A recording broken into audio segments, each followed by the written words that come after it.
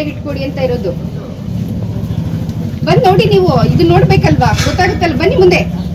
ಅದು ನಿಮಗೆ ಜೀವನ ಕೊಡುವಂತ ಮಲ್ಗೊಳ್ಳುವಂತ ಜಾಗನ ಅದು.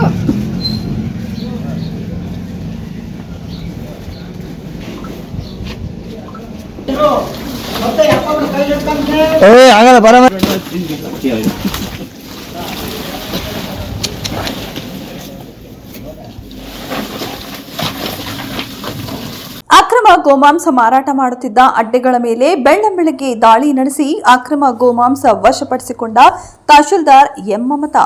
ಬೇಲೂರು ಪಟ್ಟಣದ ಪುರಸಭೆ ವ್ಯಾಪ್ತಿಯ ಮುಸ್ತಫಾ ಬೀದಿ, ಪೂರಿಭಟ್ಟಿ ಬೀದಿ ಸೇರಿದಂತೆ ಪುರಸಭೆ ವ್ಯಾಪ್ತಿಯಲ್ಲಿ ರಾಜಾರೋಷವಾಗಿ ಗೋವುಗಳನ್ನು ಕಡಿದು ಅಕ್ರಮ ಮಾರಾಟ ಮಾಡುತ್ತಿರುವ ಬಗ್ಗೆ ಬಂದ ಖಚಿತ ಮಾಹಿತಿಯನ್ನು ಆಧರಿಸಿ ಮಫ್ತಿಯಲ್ಲಿ ತಹಶೀಲ್ದಾರ್ ಎಂ ಮಮತಾ ಹಾಗೂ ಪೊಲೀಸ್ ಪಿಎಸ್ಐ ಪ್ರವೀಣ್ ಕುಮಾರ್ ಹಾಗೂ ಪುರಸಭೆ ಆರೋಗ್ಯಾಧಿಕಾರಿ ಲೋಹಿತ್ ಏಕಕಾಲಕ್ಕೆ 5 ಅಂಗಡಿಗಳ ಮೇಲೆ ದಾಳಿ ನಡೆಸಿ ಗೋಮಾಂಸ ವಶಪಡಿಸಿಕೊಂಡಿದ್ದಾರೆ.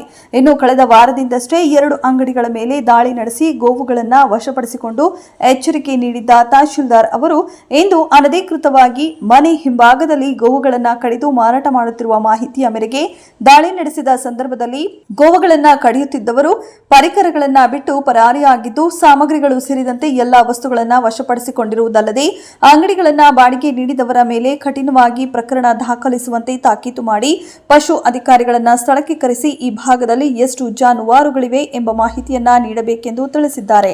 ಇನ್ನು ಈಗಾಗಲೇ ಪುರಸಭೆ ವ್ಯಾಪ್ತಿಯಲ್ಲಿ ಈ ರೀತಿ ದಂಧೆ ನಡೆಸುತ್ತಿದ್ದರೂ ಸಹ ಅಕ್ರಮವಾಗಿ ಗೋಮಾಂಸ ಮಾರುತ್ತಿರುವವರ ಮೇಲೆ ಪ್ರಕರಣ ದಾಖಲಿಸಿಕೊಂಡಿಲ್ಲ ಎಂಬುದರ ಬಗ್ಗೆ ಅನುಮಾನ ಮೂಡಿದ್ದು ಈ ಬಗ್ಗೆ ಜಿಲ್ಲಾಧಿಕಾರಿಗಳಿಗೆ ದೂರು ನೀಡಿರುವುದಲ್ಲದೆ ಮುಖ್ಯಾಧಿಕಾರಿಗಳಿಗೂ ಸಹ ಇವರ ಮೇಲೆ ಪ್ರಕರಣ ದಾಖಲಿಸಿ ನಮಗೆ ಮಾಹಿತಿ ನೀಡಬೇಕು ಎಂದು ಸೂಚಿಸಿದ್ದೇನೆ ಎಂದು ತಹಶೀಲ್ದಾರ್ ಎಂ ಮಮತಾ ಹೇಳಿದ್ದಾರೆ. ಹೌದಪ್ಪ, ಮುಂದ್ಗಡೆ ತಗೊಂಡ್ಬಂದಿದ್ದೀವಿ. ನಮ್ಮನೆ ತಗೊಂಡ್ಬಂದಿಲ್ಲ.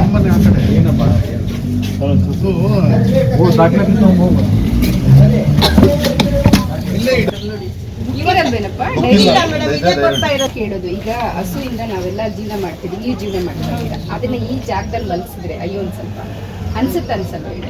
ನಮ್ಮನೇಲಿ ನಾಯಿಗಳು, ಬೆಕ್ಕುಗಳನ್ನ ನಾವ್ ಎಷ್ಟು ಚೆನ್ನಾಗಿ ಸಾಕಿದೀವಿ. ಆಗ್ಲಿ ಒಂದು ಪ್ರಾಣಿನೇ ಆಗ್ಲಿ ಅಲ್ಲಿ ಇರೋ ತರ ಇದೆಯಾ, ಹೇಗಿದೆ ನೋಡಿ. ಅಲ್ಲಿ ಒಂದ್ ಸ್ವಲ್ಪ ಬಗ್ ನೋಡಿ.